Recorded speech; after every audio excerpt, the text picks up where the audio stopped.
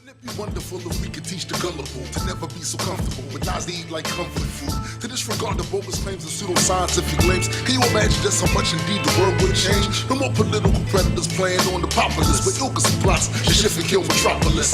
No more villains with the title in the Bible, holding phony temper Bibles like the stuff they teach is vital. Imagine it was normal to have to prove a claim you make, and folks really feel ashamed expressing content that was fake. It's not to say we never make mistakes, it's just to say we go out of our way to show the evidence it takes. Remain skeptical while you travel the road. The reason stay strapped with logic and facts. That's what it is, yo. Keep reality intact to help the truth grow. Question every claim, especially the ones you believe in. Remain skeptical while you travel the road. The reason.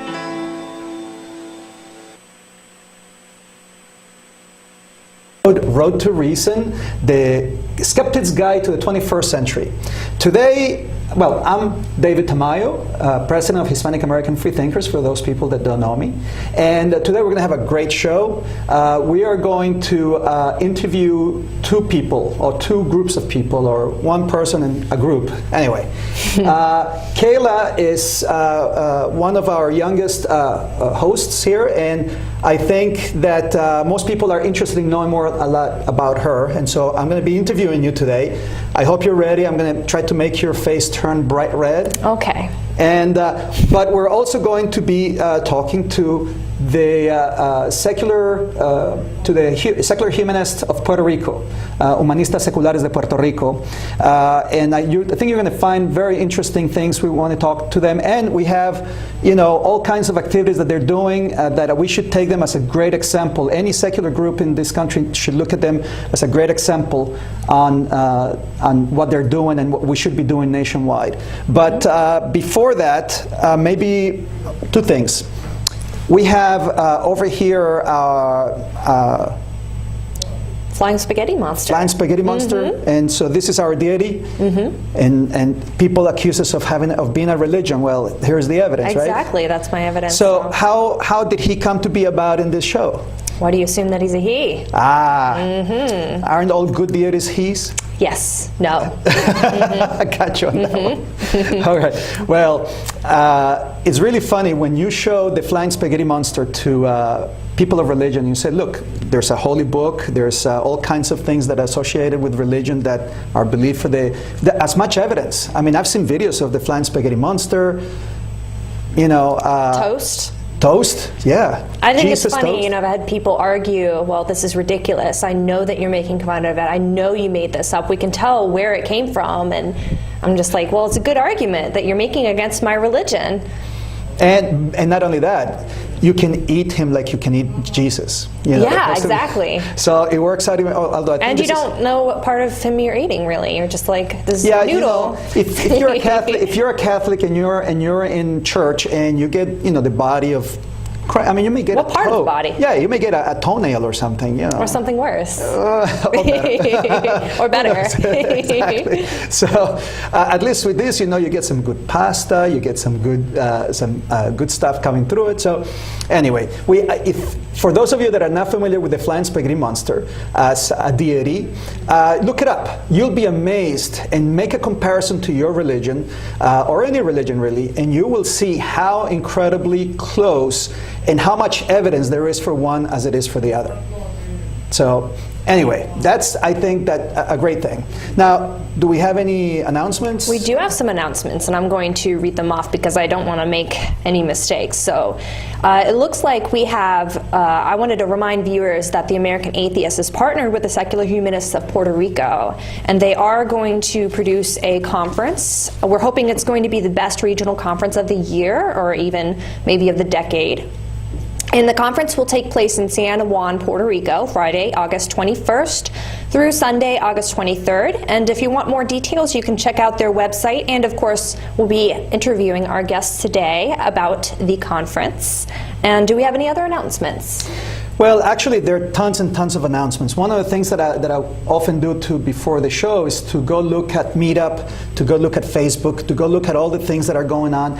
And there are just so many conferences and so many things going on that really is really hard. So what I recommend for viewers to do is get involved locally with a lot of the things that are going, and try to attend a couple of the national things. And you will see that if you go into Meetup or you go to Facebook or some of the others, social media, Twitter, you will find tons of groups that are out there doing all kinds of activities, both at the local level and at the national level.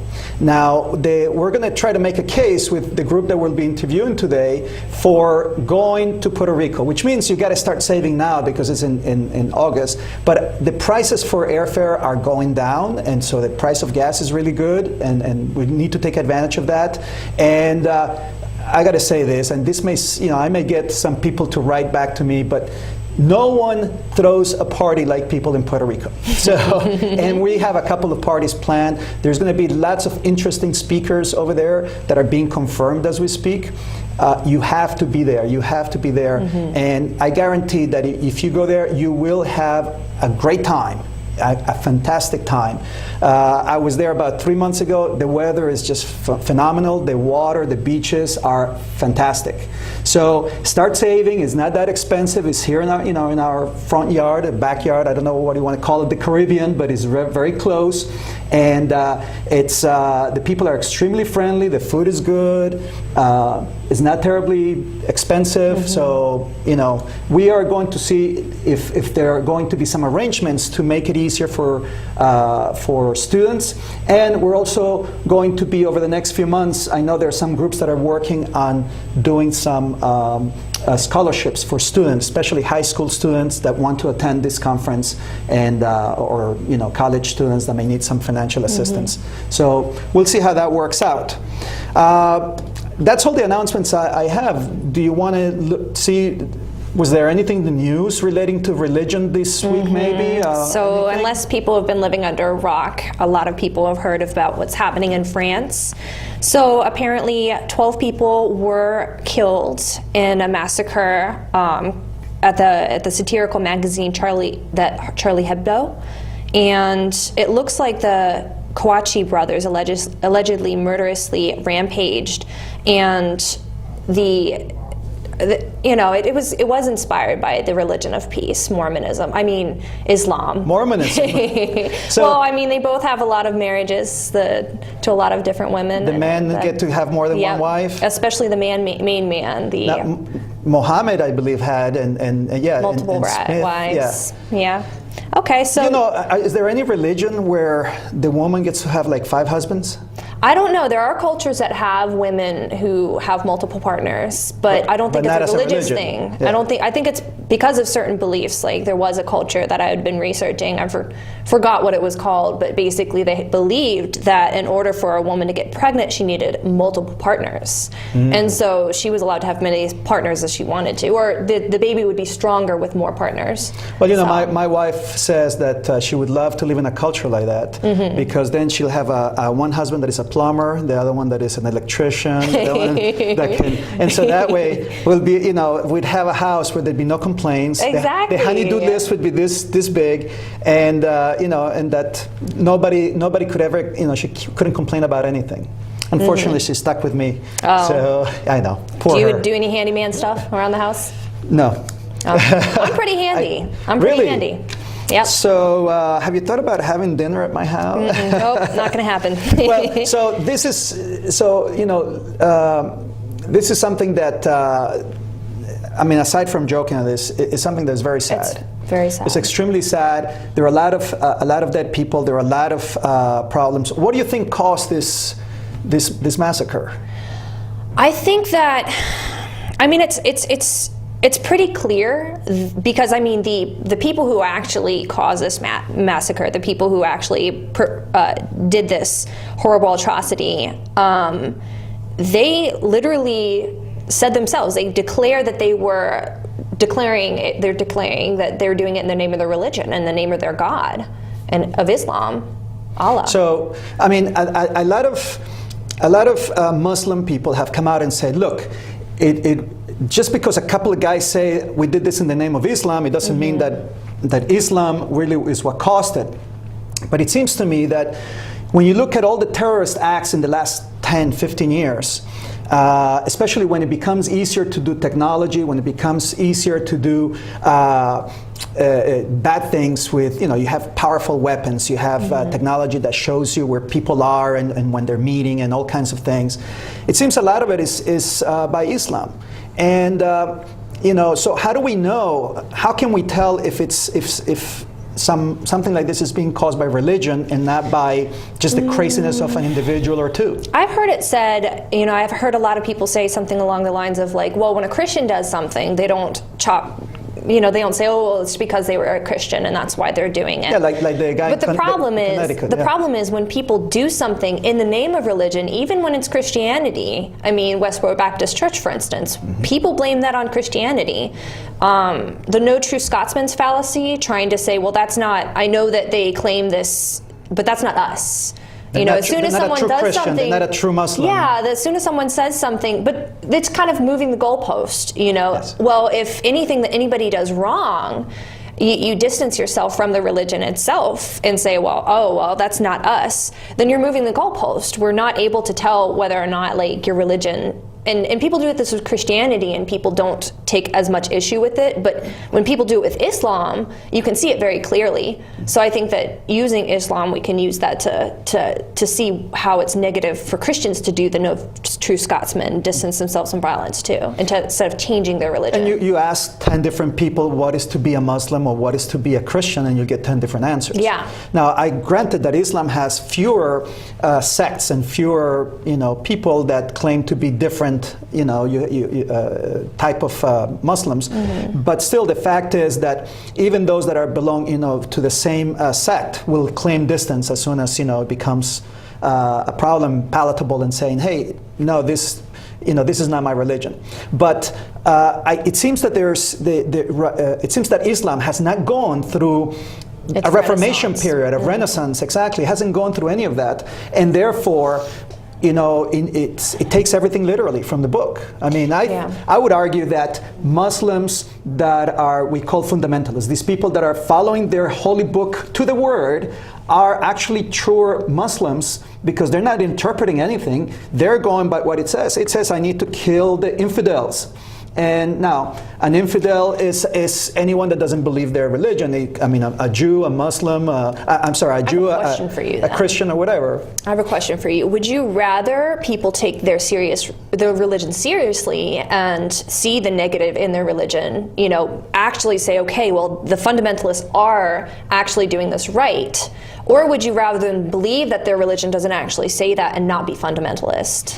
And so that comes to the question as to whether or not religion will go away ever or not. And I personally believe that religion will be with us for a very, very long time, if not ever, because I think it's part of our mentality, it's part of our DNA in believing in things that are not real, things that are imaginary. It saved us, it served a purpose in the early childhood of humanity, but today it doesn't. Now, obviously, anything that is non-violent is great. Believe anything you want, swing your arms all you want, so long as you don't hit me. The problem is that people believe, especially Islam today, believe that blasphemy is a law that everyone needs to follow, even the people that don't follow their religion, even the people that don't believe their outcomes. And so typically is that blasphemy that becomes. I mean, this morning I received an email from someone in Syria, very, very upset with Hispanic American freethinkers because we put in some things that they find blasphemous. And they don't understand that the blasphemy is blasphemy to one is freedom of expression to someone else.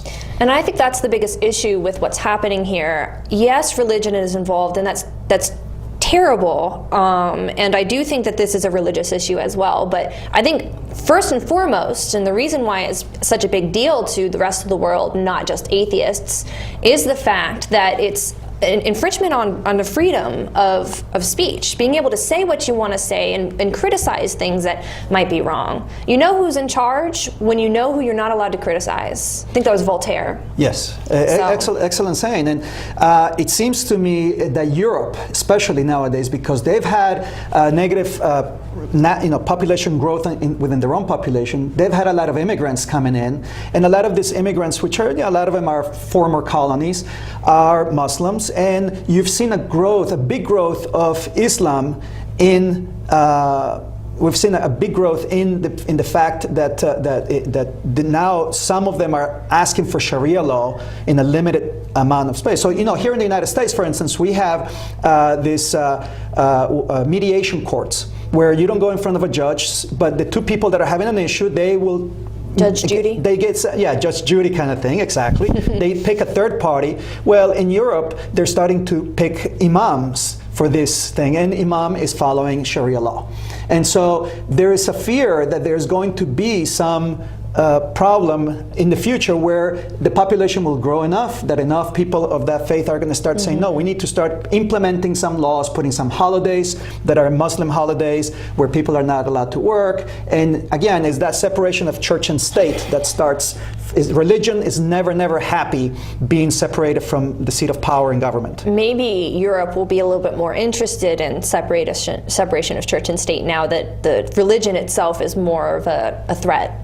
And more of a threatening way, I guess. Yes, directly. Because what happened in Europe is religion went down. Religion, went, the usage of religion, the people attending churches and all of that went down very low. But it's these groups that are coming in that are starting to increase the religiosity of Europe. Again, one thing I do want to point out, and I think that there needs to be a little nuance in any discussion when it comes to religion, there are peaceful Muslims. Yes. There are a lot of peaceful Christians and peaceful Buddhists and but I think that what happens is, the violent people in these groups are allowed more license because religion is allowed more license. Yes. So it's not about whether or not religion is peaceful or violent. It's about us giving someone more license to do violence when they are more likely to do violence. When someone is more a violent person, if they do it in the name of religion, they will not get into the same trouble. And there's a lot of touchiness around it. So I think that's the nuance there. But we have to be careful on this, and this is very critical. We need to criticize the ideas. The ideas of religion, these are things not the people. Not the people. There are some Unless people like David Silverman who says that those people that follow religions, regardless at what level, those are victims. That these are people that we need to see as victims of this God virus, as is often referred to. So, this is not the end of this. This is not the last time we're going to see these attacks. This is only going to inspire more people to do the same and copy the same thing. Unfortunately, like I said today, with the weapons that we have, with the axes and all of that, it's going to be very easy for one person to kill a lot of people. But we see that all the time. I mean, this is the society we live in. Is modern society. There's a lot of tools, including guns and things like that makes it a lot easier. And explosives. You can find out how to make explosives rather easily from the internet. So it's something that we're going to have to watch a lot about, but it's not going to be the last time that we're going to see this, unfortunately. Okay. So why don't we move on to the next piece of news? And the bad thing about news is that it's always negative. It's like, rarely. That's the most interesting news.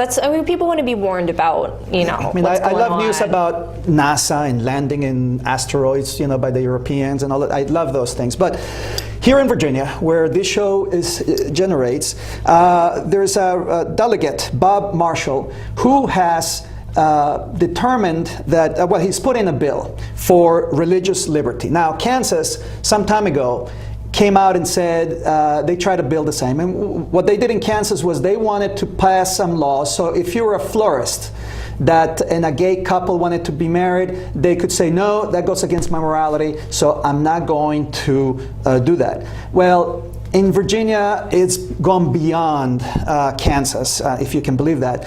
Delegate Bob Marshall, introduced a measure to legalize the discrimination against gays simply by saying putting that every employee or every person that has a license issued by the government, like a permit, a business license, a marriage license, anything like that, that they can discriminate against not just gay couples, but gay people or anyone that causes them to violate their religious morality. And this is a proposal, it's not a law yet. Not a law yet, Okay. but you know, all the people in Virginia and even people that are not in Virginia, keep an eye on this and push for it, because if we don't, it will pass. You know, the worst thing we can do is just sit and wait. When we do that, things go bad. And so what they're trying to do now is homosexual behavior. So I don't know what that homosexual behavior is, because you know, if I go to a restaurant and I give my father a kiss, which is very common in our culture, they may say, "Oh, these two guys might be gay. Get out!" You know, who knows? And it really would apply for everything. It would apply to hotels. It would apply to restaurants. It would apply to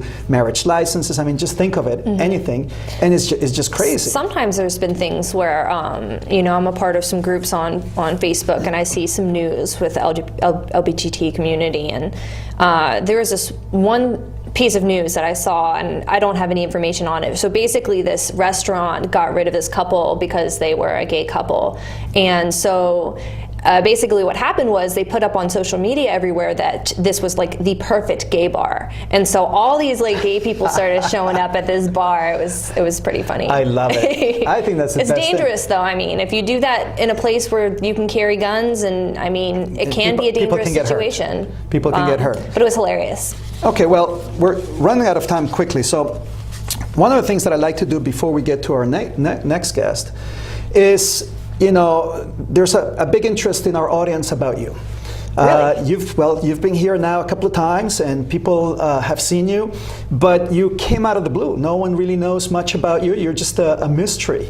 Now that could be a good thing, but I think letting people know and letting them know that you're approachable, that you're not as mean as you look on TV. No, I'm cute. that you're nice, that you're better, that you're a good thinker. I think I mean, that you're not sitting here just for your charm and personality. That you're actually a very smart woman. So let me start by asking you, how long have you been an atheist, free thinker, whatever? And really, what do you call yourself? I would call myself an agnostic atheist for obvious reasons. Agnosticism meaning I don't know whether or not there is a God, but when it comes to my actual beliefs and the way that I decide to live my life, I'm going to act upon the belief that there is none, just because, you know, it doesn't seem like there is one. There isn't enough evidence to convince me that that's true.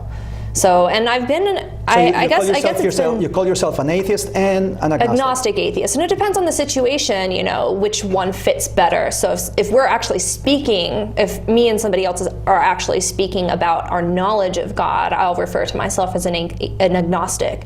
But when we're talking about religion and whether or not I believe there's a God, I'll call myself an atheist, because there is a difference. One deals with knowledge and the other one deals with belief.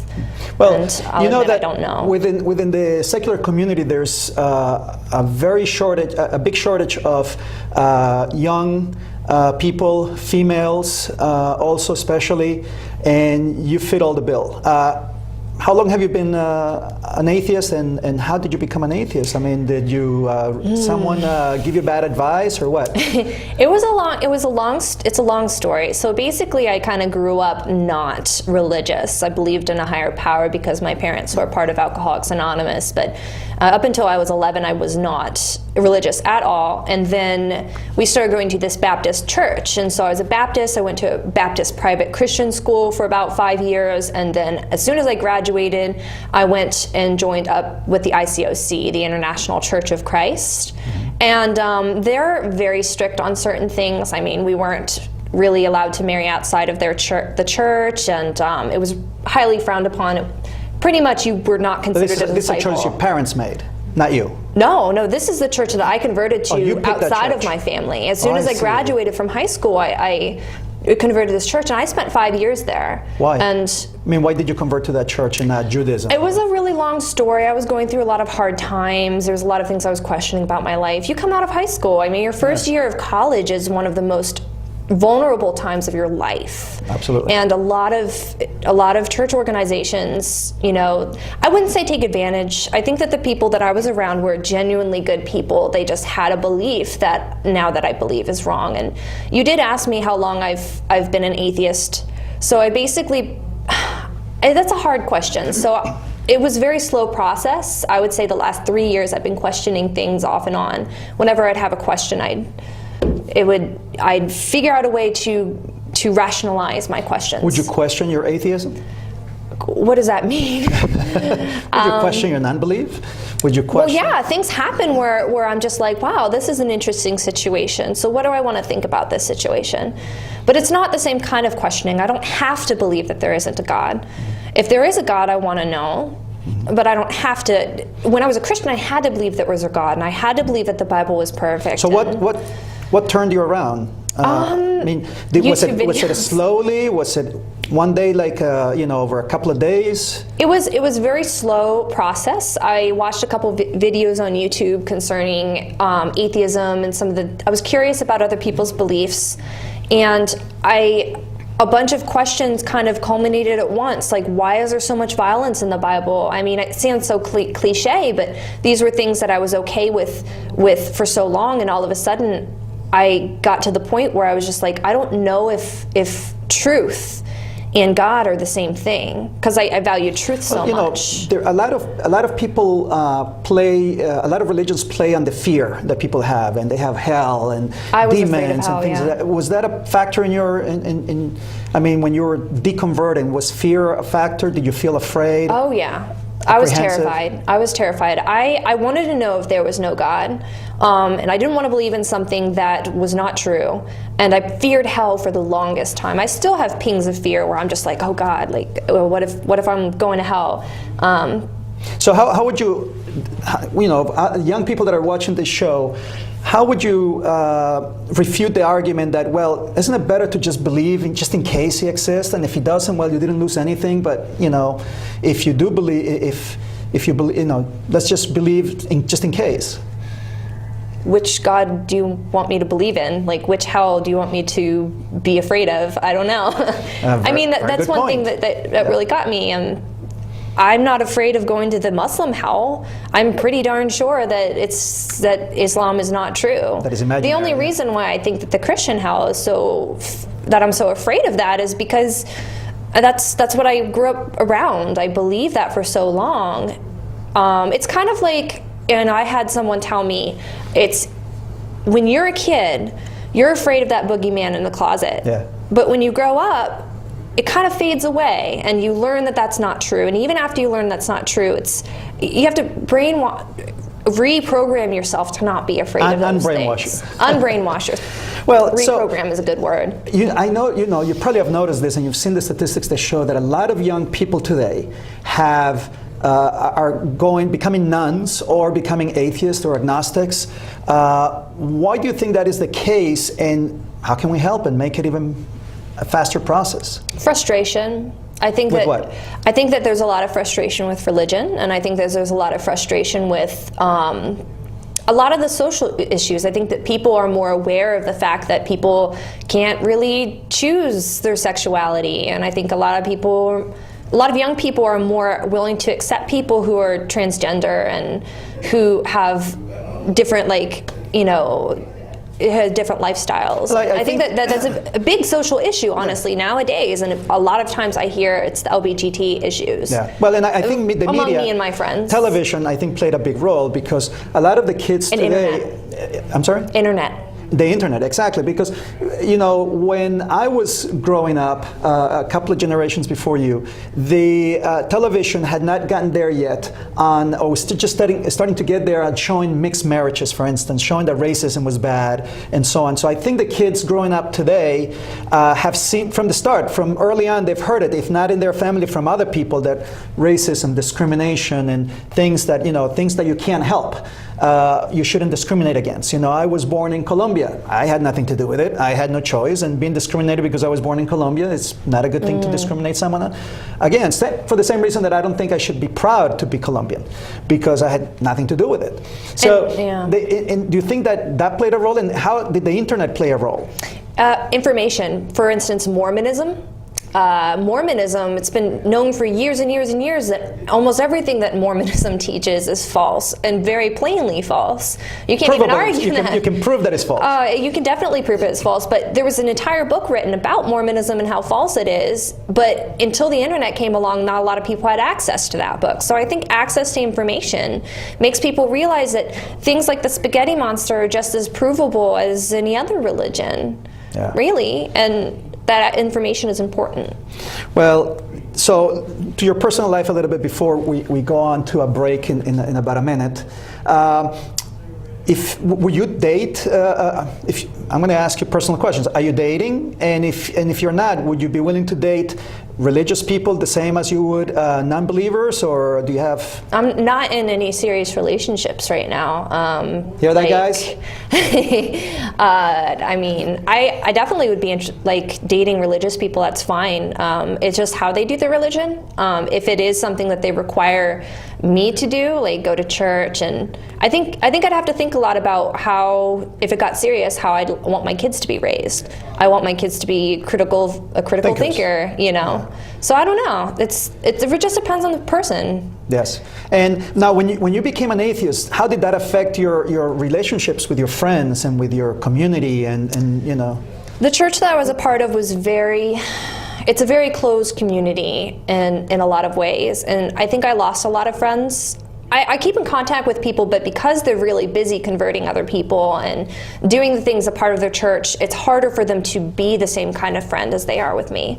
And I knew that was going to happen when I left. I knew I was going to lose my entire community. And now, did you consider being an atheist and staying underground, you know, and sort of playing the role? I was for about 3 months not believing it. And I couldn't do it. Emotion. I'm not that kind of person. I couldn't do it. I'm not a very good liar, and I'm not very good at hiding things. I don't like being good at hide. Why would you want to hide everything in your life? I want to be honest. How have your parents taken, and your relatives, your family taken you becoming an atheist? They haven't really discussed it much with me. They know. I'm pretty sure that they know. I mean, I stopped going to church. I was the most religious person in my family, and my parents are pretty religious. I mean, they're not bad people. They're good people.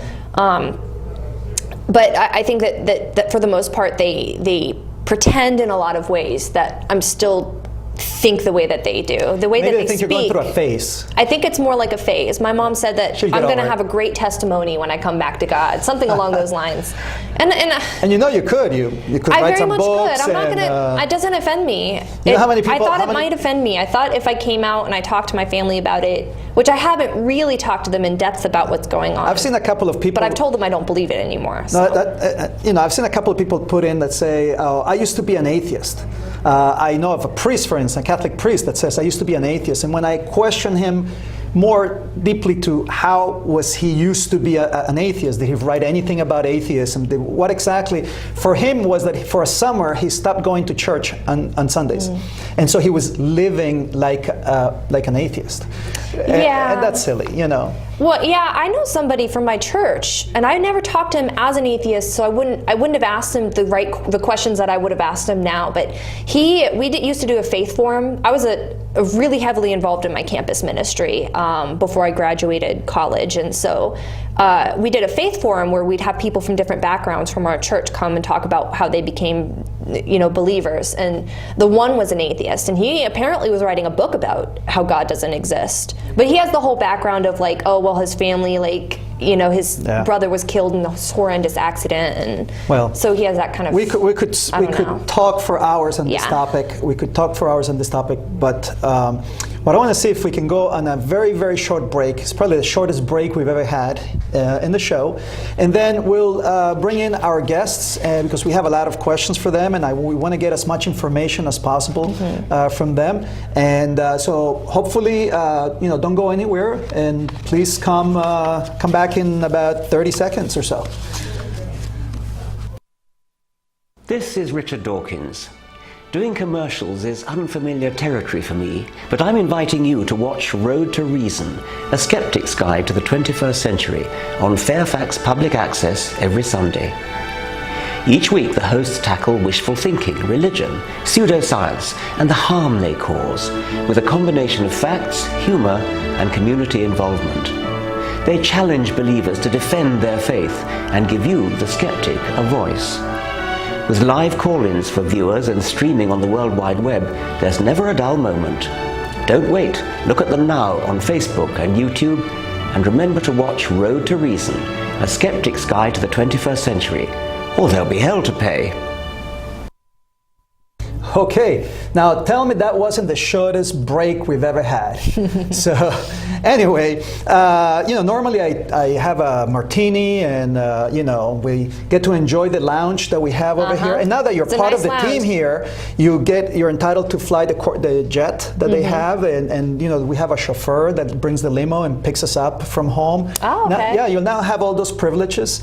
So don't tell anyone about this. So before we know it, we'll have everybody wanting to host the show. You do know we're live, right? Okay. So what can you tell us before we talk to this group?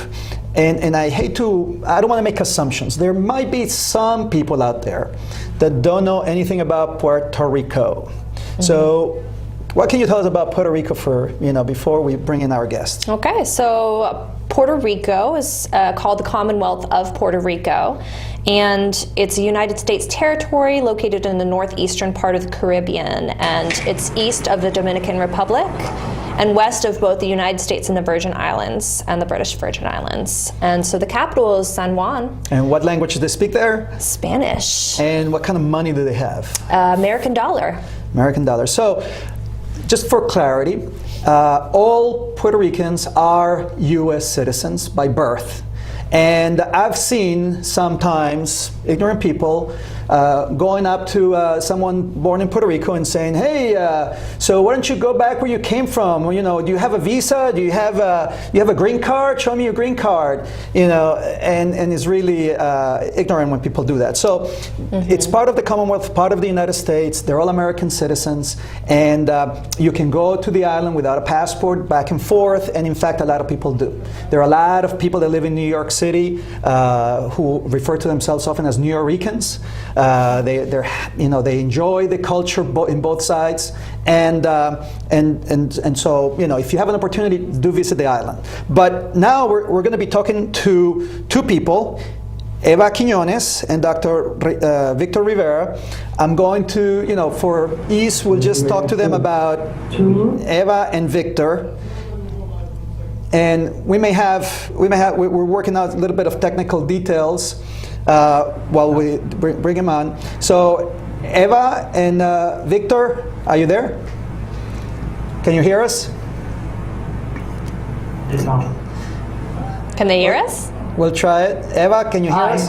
Hi. Hello. Welcome to the show. It's good to have you in the show. Can you hear us well? I think there might be a delay. No, I don't think so. Well, we'll continue working the issue. Let us know when you can hear us. Yeah, I think there's like a 1 or 2 second delay. That's more than 1 or 2 seconds. I said that like 5 seconds ago. David. And they cannot hear me. We can't hear David in any way. Oh, okay. In that case, you can start asking them about you can start asking them about some of the questions that we have, like how they got started. Okay, I'll definitely do that. So welcome. Thanks for being here. So can you tell us a little bit about your organization and the purposes of your organization? Might be a big delay there. It's a little bit of a delay. Yeah, probably more than we thought. Okay, well, let's see. We can count the seconds until they get the message and see. It's like when lightning strikes. Something like that. Well, the grupo, the secular humanists in Puerto Rico are doing lots of great things. I went to visit them about 3 months ago and attended one of their meetings with a lot of people there. And they had about 100 people for one of their first meetings. And the island is not huge, but you will be amazed how many regional sectors there are. How many people, how many different townships, and so forth that they have. And there's churches. I mean, there's an amazing number of Pentecostal churches and Protestant churches that have been growing lately. The Mormon church is growing there. As I said, the Pentecostals. The thing with the Pentecostals is that they don't have a pope. They don't have an overarching organization that they can go to. And so, really, if you have a pulse and a Bible, you can get up on top of a brick, and now you can start preaching, and you can start telling everybody how God has spoken to you. And so you know a little bit about the organizations of the churches down in Puerto Rico, and you know a little bit about like the Hispanic American churches in the area of Northern Virginia and the DC metro area. How different are they? Are they any different? Do they have I know that the Pentecostal churches. Yeah, a lot of the Pentecostal churches are very much the same. They tend to go. So the Pentecostals tend to go for the lower, less educated people. By lower, I mean lower education, lower earnings, and so forth. While the Mormons and the others tend to go for sort of your middle class folks. And then you have the Catholic Church that is still making sure that they don't take away their members. And so some of these churches in Latin America, as was seen before in other countries, they will pretend or act like the other churches in order to attract. So the Pentecostals, they have a lot of set the mood, set the tone. Exactly, they have a lot of a lot of partying, a lot of dancing when they're doing stuff. It's a lot of fun. But does that make it true? No. It doesn't make it true. And so now we did have some technical issues with Puerto Rico, but we will be talking to them hopefully on the phone and see how that works out. And we'll have them in just a second. Let me see if we have them now. Can you hear us in Puerto Rico? All right. Can you hear us now? So. You might want to turn the volume off on the computer. Yeah, so we can get feedback. This is the beautiful thing about live TV. You just never know what's going to happen. I know. And, it's like suspenseful. Come on, guys. Why wouldn't you want to watch the suspense? It's like when people go in the news and waiting for that the hog to come out in February, but so we'll see if in a minute we'll see how that goes. And see if we can get them on again. But okay, they're back. Let's try it again. Can you hear us? Yes. There we go. Yes. We can hear you. Excellent. My apologies. You are in an island, so maybe our station satellite is not working properly today. Maybe it's the weather. We could have gone there in the jet. Did the show there. Now the gas is so cheap. Oh, no. Anyway, while we have you, and before we get started, we have a lot of questions to ask, and hopefully we'll get a lot of answers from you. So first of all, welcome, and maybe we can start with each one of you. So I'm going to go by first names. I hope that's okay with you. I'm going to call you Eva and Victor. Eva, why don't you tell us first about you and how long have you been an atheist or a free thinker or a humanist, secular humanist, and how long have you been with the Secular Humanist of Puerto Rico? Yes, hello, David, and hello to the audience. Ever since I've been 15 years old in Catholic school, I just figured just believe in anything that I was, but I never knew about the word yes until I was out of college many years later. So I just tell people that I believe in any God, which is precisely what it is, but I didn't work. And Eva, I thought already. Yes. Yeah. If you have us on speakerphone, take us off speakerphone and see if that improves the sound here, because it's a little You're bit choppy. feedback. Yeah, I hope it's better now. Oh, much better. So, Oh, I'm sorry. My apologies. Oh, that's wonderful. So Okay. many years after that, I found the Raving Atheist Forum, and after a few years, I was the moderator of that forum for many years. Around 2011 or like 2011, I found the Secular Humanists of Puerto Rico, and I immediately signed up and became a member and started working with them.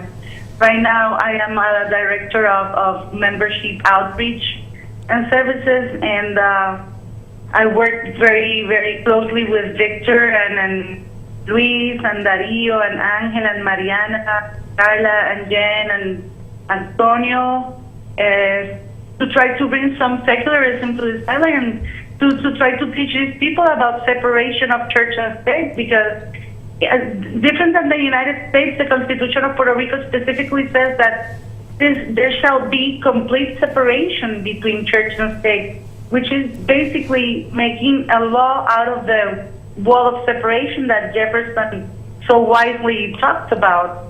And so our constitutional mandate is different than the one in the state. Okay. So we were supposed to have the complete separation, and we're trying to work towards something similar to that, but at least to educate people about secularism and to try to really build a very high wall between the government and the religious Okay, and Victor? people and churches. Yes, Victor, yes. Okay, so Victor, what can you tell us about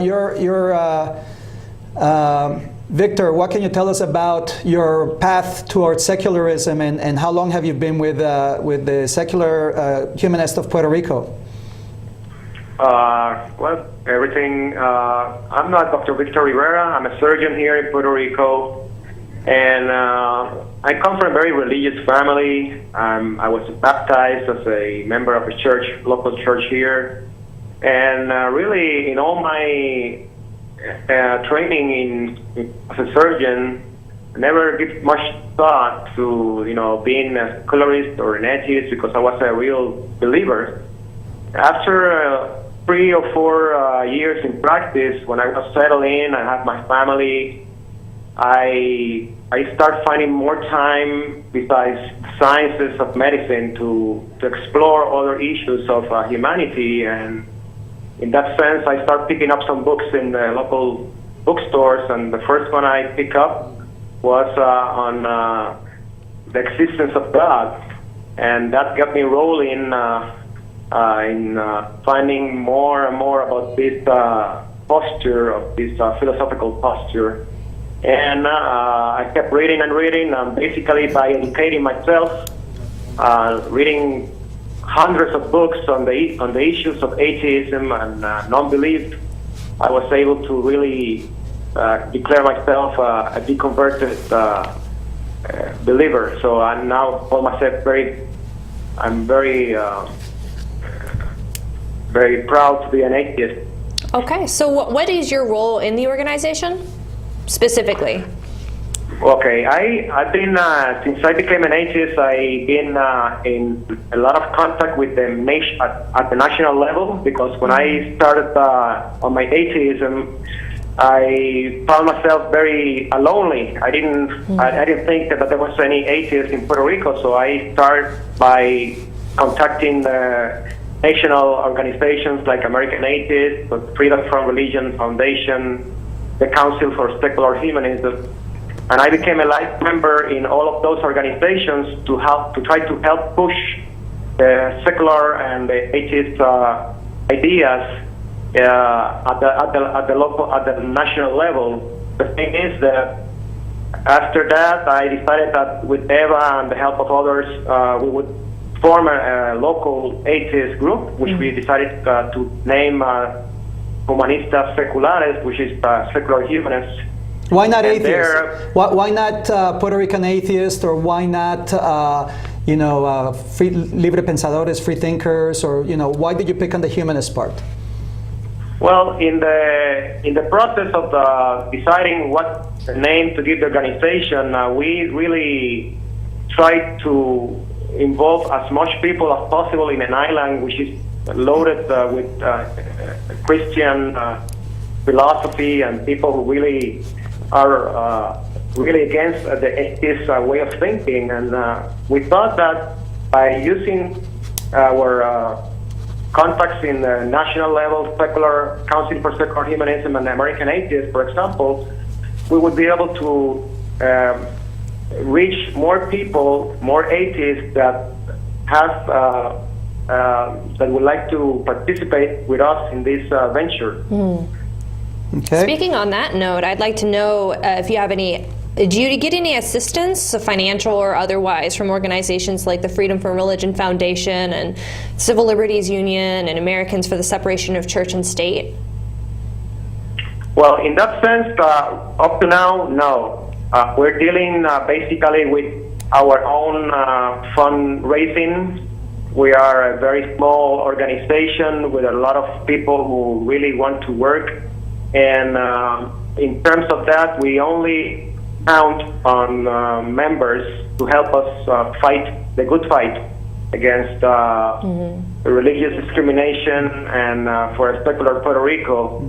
We do have a commitment in terms of all these organizations I have mentioned before, American Atheists, as well as the Freedom from Religion Foundation. They have told us in several emails and conversations that they are very, very willing to help us in terms of putting up some billboards, helping us with some of the legal battles that we have right now cooking. So Wonderful. We do have some of those organizations are really, really going to be helping us, and we hope that they will do in the near future. So my next question is for Eva. So this question, Eva, could you tell our audience what is the status of the separation of church and state in Puerto Rico as a whole? Where are we? What are some of the issues? What are some of the problems you're seeing, if any? Maybe there are no problems there, and you guys are just having fun and nothing else. Well, we still manage to have fun, but the situation is dire because many people don't know it's in the Constitution. Most people don't know what it is, what it means. And most people disagree with the actual separation because they understand that if God or God's people are involved in the government, things will naturally turn for the better. Less criminality, less weather problems, maybe there was less hurricanes, education will be better, less earthquakes, for example. But the thing is that it's just plain ignorance that is promoted by these religions. And also, when we are demonized, and when non-believers are thought to be part of the problem, it really hurts us in many ways. However, even though that situation is really sad and dire, there's many of us, many more in the closet. People are talking about us. People in the media are mentioning us and talking about us when they talk about God and religion.